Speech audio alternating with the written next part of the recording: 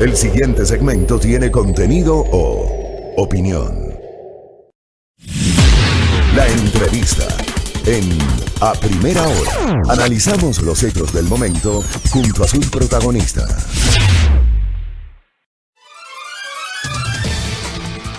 Muy bien, 7:48. Alertamos a nuestra audiencia. Más adelante tendremos contacto con el doctor Eduardo Franco Loor.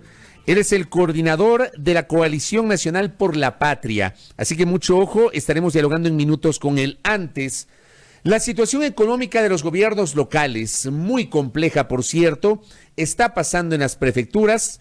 En las últimas horas tuve confirmación, por ejemplo, que en la prefectura de Pichincha va a haber dificultades para poder cumplir con el 100% del pago de las remuneraciones de los trabajadores. No se les va a pagar la totalidad a los trabajadores del gobierno de la provincia de Pichincha. Y eso está pasando en otros gobiernos locales. La situación de los gobiernos locales es compleja, pese a que el fin de semana el gobierno anunció la transferencia de $130 millones distribuidos en prefecturas, municipalidades y juntas parroquiales. ¿Qué pasa en la provincia de Carchi? Silrat, por favor. Así es, Fabri, precisamente para abordar este tema nos encontramos ya con Guillermo Herrera, prefecto del Carchi. Bienvenido, ¿cómo está, prefecto? Buenos días. Muy buenos días, un saludo cordial desde la provincia del Carchi, donde inicia la patria ecuatoriana. Realmente estamos en una situación no difícil, sino muy grave, así calificaría la situación de la sociedad ecuatoriana y específicamente de los gobiernos locales.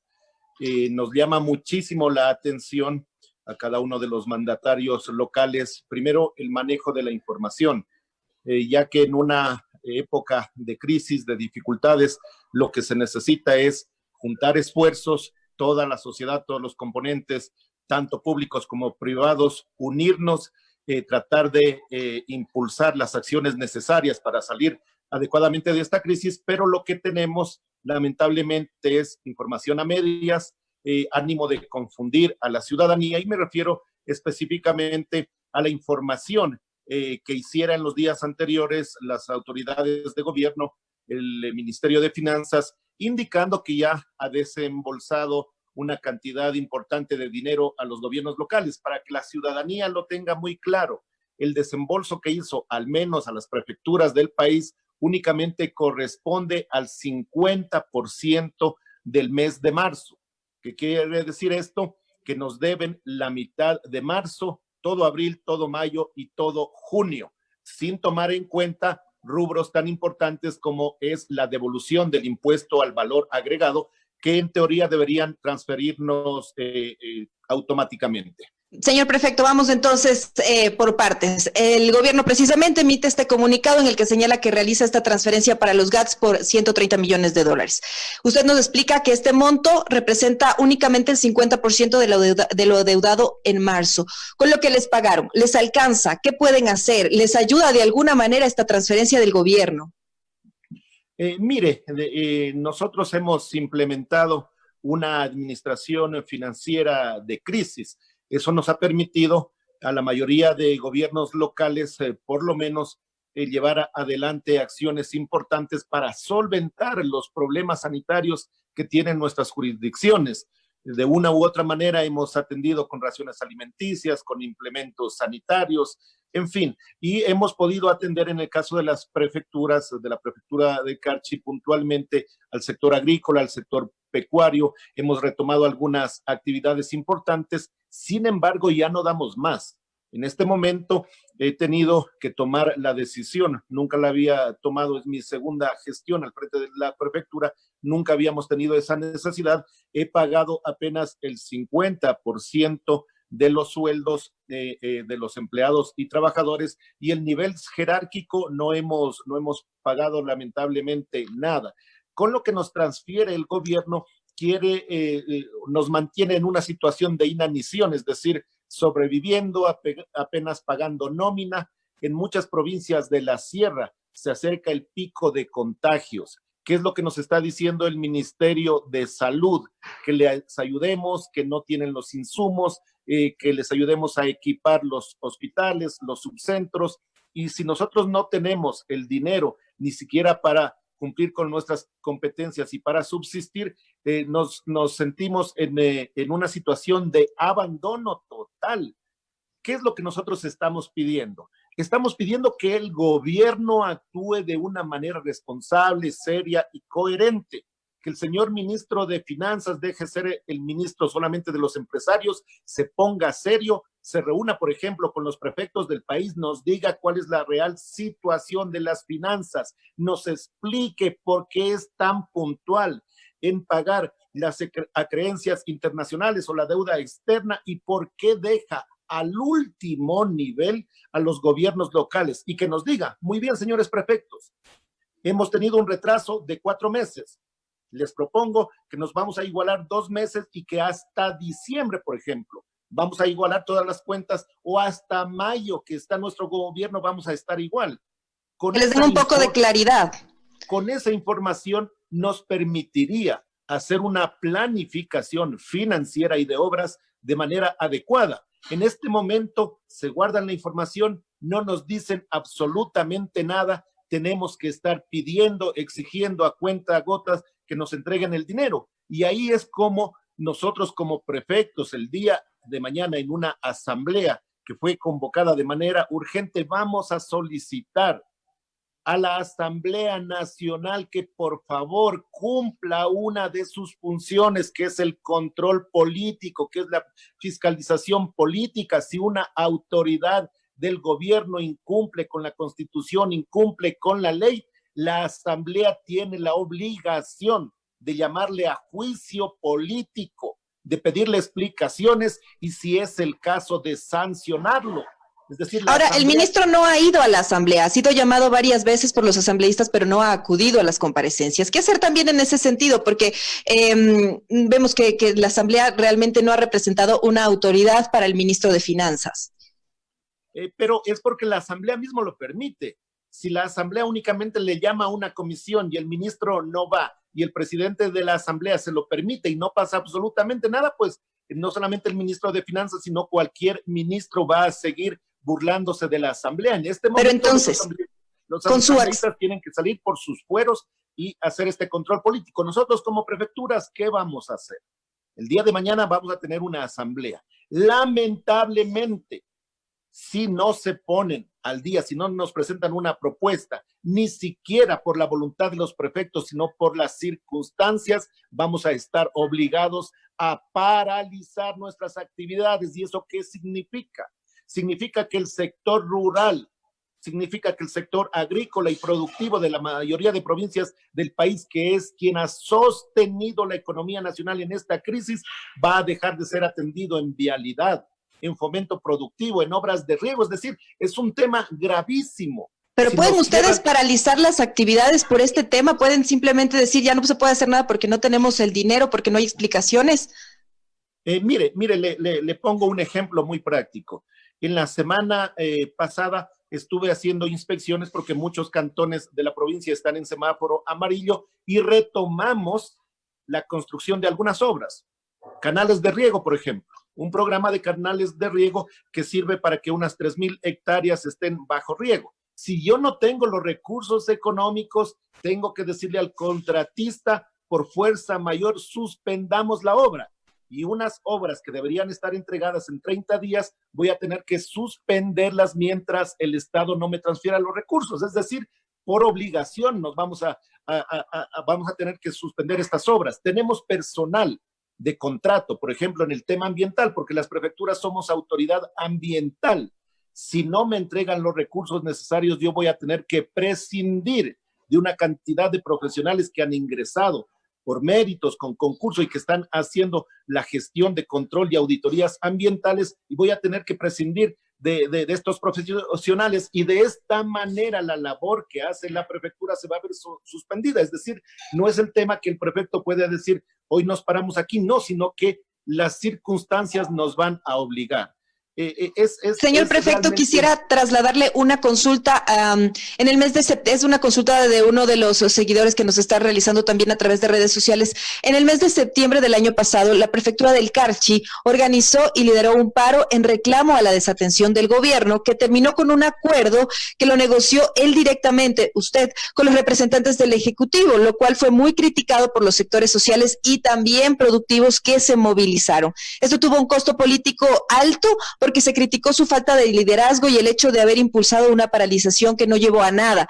¿Qué se consiguió a partir de esta protesta en su localidad? Mire, una protesta que fue absolutamente de todo el pueblo del Carchi. Nos unimos autoridades locales con representantes de los gremios y sectores. Y al 7º día de paro por la presión ciudadana, firmamos un acta de compromiso firmada por el prefecto, por los 6 alcaldes que tiene nuestra provincia, por los representantes del comité cívico y otros gremios. Es decir, es un tema global de la provincia. Llegamos a acuerdos, estábamos en el cumplimiento y revisión de los acuerdos hasta que vino la pandemia, y el principal tema, el fundamental y el más grande por la inversión, es la ampliación de la vía panamericana, que estamos haciendo el seguimiento. Puede tener cualquier costo político, pero nosotros, como autoridades en su conjunto, tomamos la decisión de aceptar un acuerdo y compromiso que lamentablemente este gobierno no lo está cuidando. Y también, ¿por qué lo hicimos? Porque sectores infiltrados, y yo lo digo con nombre y apellido, sectores infiltrados del correísmo querían generar el caos y generar muertes en nuestra provincia, y eso no lo íbamos a permitir. Una vida de un carchense vale mucho más que cualquier costo político, pero para aclararle, la firma de esa acta de compromiso fue establecida por los representantes del gobierno, el ministro de Vivienda y el ministro de Agricultura, y de parte de la provincia del Carchi, el prefecto, los 6 alcaldes y los representantes de las fuerzas vivas y los gremios. Es decir, fue una negociación en conjunto. Señor prefecto, también quisiera preguntarle, según el portal web del Servicio Nacional de Contratación Pública del CERCOP, la prefectura del Carchi ha gastado $77,744.12 para atender la emergencia sanitaria. ¿Qué contrataciones se han priorizado? Sí, de acuerdo. Mire, el primer requerimiento que tuvimos a nivel nacional fue de las familias pobres que no podían salir a trabajar y necesitaban al menos un sustento. En la prefectura del Carchi, desde hace algunos años, tenemos un programa de alimentación a las familias. Ventajosamente teníamos este programa y los recursos, y nosotros lo enfocamos para atender a las familias principalmente del sector rural. Llegamos a un acuerdo con los señores alcaldes. Ellos se encargaban de distribuir raciones alimenticias en el sector urbano y la prefectura con las 26 parroquias en el sector rural. Eso más o menos fue una inversión de unos $40,000. Luego atendimos alrededor de 1,800 tiendas de barrio que tiene nuestra provincia, dotándoles de insumos de protección y de sanitización. Eso estará bordeando unos $20,000, y el resto en compra de insumos necesarios para hacer las acciones de nuestra institución. Para informarle precisamente, en los gobiernos locales del Carchi, desde la semana anterior están equipos de la Contraloría revisando, auditando todos los procesos, y ese es un proceso normal y que debemos ser mucho más atentos en tiempo de emergencia. Es decir, nos están auditando y están las cuentas como siempre, para que la auditoría y la Contraloría pueda hacer su revisión. Precisamente por ese lado iba mi pregunta, ¿cómo están revisando ustedes los procesos también a la interna para garantizar transparencia, evitar irregularidades que también han sido detectadas en otras provincias?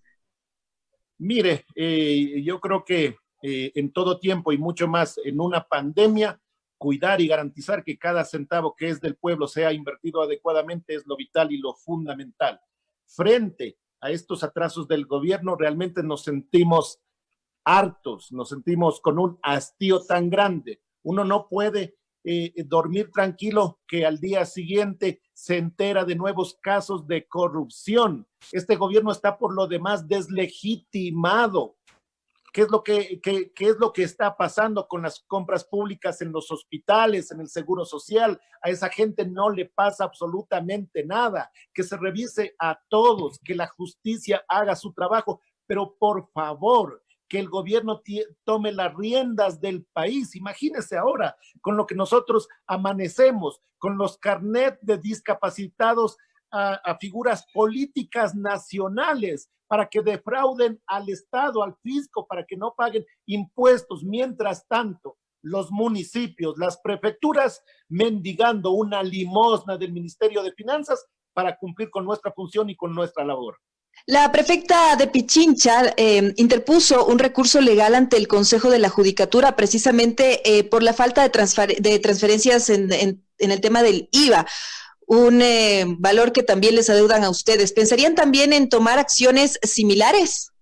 Por supuesto, con el ejemplo de la compañera prefecta de Pichincha, yo voy a proponer que hagamos lo propio como con GOPE. Ya no podemos más, ya no aguantamos más. Para ponerle un ejemplo, también hace algunos años interpusimos una acción ante la Corte Constitucional porque el gobierno ecuatoriano nos transfirió la competencia productiva con 0 recursos económicos. Lo hizo el gobierno anterior y este gobierno mantiene lo mismo. Entonces, las instituciones del Estado encargadas de velar porque se cumpla con la Constitución y con la ley tienen que actuar ágilmente, si no esta visión de bicentralismo de Quito y Guayaquil que tiene lamentablemente nuestro país no permite que los recursos lleguen a tiempo, no permite que en todo el territorio ecuatoriano tengamos un desarrollo equilibrado. Lo que nosotros estamos demandando ni siquiera son fondos y recursos adicionales para hacer nuestras obras, sino que simplemente lo que tienen que transferirnos por ley,